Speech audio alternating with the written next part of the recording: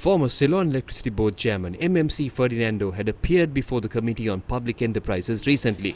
He had claimed that India's Prime Minister Narendra Modi insisted President Gotabaya Rajapaksa hand over a 500 megawatt renewable energy project to India's Adani Group. The former CEB chairman withdrew his comments later. However, a letter sent by him to the Finance Ministry on the President's instructions stirred controversy once again in the country. The Parliament today released footage of the COP sitting in which the former CEB chairman appeared again on Friday. I didn't have the letter in my hand.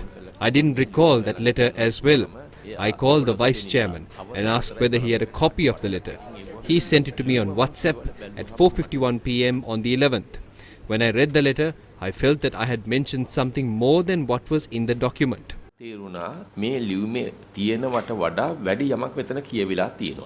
per this directive, I assume that this is a proposal of an investment backed by the government of India on the basis of the bilateral discussion between two heads of state. Therefore, on the above basis, it is logical to assume that this is an investment proposal on the basis of JG and can be processed as an investment channel through the BOI as required under the Cabinet appointed Management Committee on Investment Process pursuant to Cabinet decision dated. I assume that the proposal for this project was received as a government-to-government proposal during a bilateral discussion between the two state leaders. I don't recall that meeting. That is why I assumed it. But my comments did not reflect exactly what was in the letter. I am ashamed of that.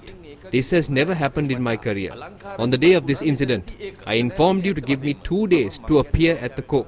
That is because I was facing some serious issues. My brother-in-law had passed away. My wife had also fallen ill. ඒක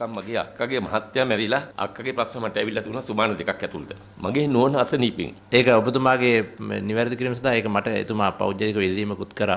නමුත් මම ඒකට එක ගුණේ නැති නිසා අපි ඒක කරා. හොඳයි. ඒ හින්දාම මට සිද්ධ වුණා මේකට එන්න. That is why I had to come here after preparing for this in a hurry that morning. On the previous occasion as well, I sacrificed my sleep and I stayed in Parliament until about 6:30 until we received the bill. My wife asked me not to come, but I came here for that purpose. That is why I was emotional as well. I wasn't able to have my meals at 12:30. I had not taken meals even by 2 or 3 p.m. although I am a diabetic. දෙකමාර තුන වෙනකොට diabetes වලට වෙලාවට කැම අරගෙනත් නෑ. ඔවත් එක්ක ඒ කියන්නේ කියනවා ජනාධිපතිතුමා ඔබතුමාට උපදෙස් දුන්නා මේක අදානි සමාගමට දෙන්න කියලා. ඒක මේ ලියුමේ තියෙන්නේ එහෙම නෙමෙයි. නෑ ඒකනේ කියන්නේ. ලියුමේ තියෙන්නේ ඒ සාකච්ඡාවේ ප්‍රතිඵලයක් වශයෙන් මම I assume කියලා. මම assume කරා කියලා. එතුමා කොහොමද assume කරන්නේ? ජනාධිපතිතුමා How can you assume that? The president has tweeted that he did not make any statement like that. The procedure to call for competitive bills was ignored because of this assumption. Right. The assume කිරීම හරහා තමයි competition එක අයින් වෙන්නේ. සාමාන්‍යයෙන් G2G එකක් කරන්න නම් ඔව් දෙවෙනි මීටින් එක තිබුණා ඔක්තෝබර් 26. ඒ සාකච්ඡාවේ. There was a meeting on the 26th of October. During the discussion, the Prime Minister asked us to consider the Adani company.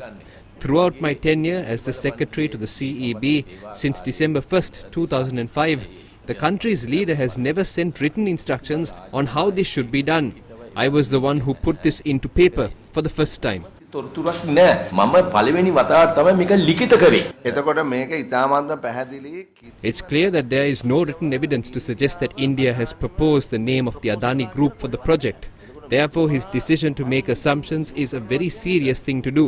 ඇරුම් තීරණයක් හැටියට තමයි මට නම් පේන්නේ. ජනාධිපතිවරයා සමහරට කියන්න පුළුවන් බලලා ෆර්ඩි මේ project. The president must have told you to consider this project as it is a good one. But did he instruct you specifically on the project and the cost at which it should be carried out?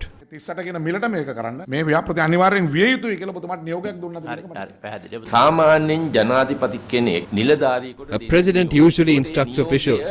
That instruction might be in the form of a request or a strict directive. But in this letter I say I make this assumption based on the directive.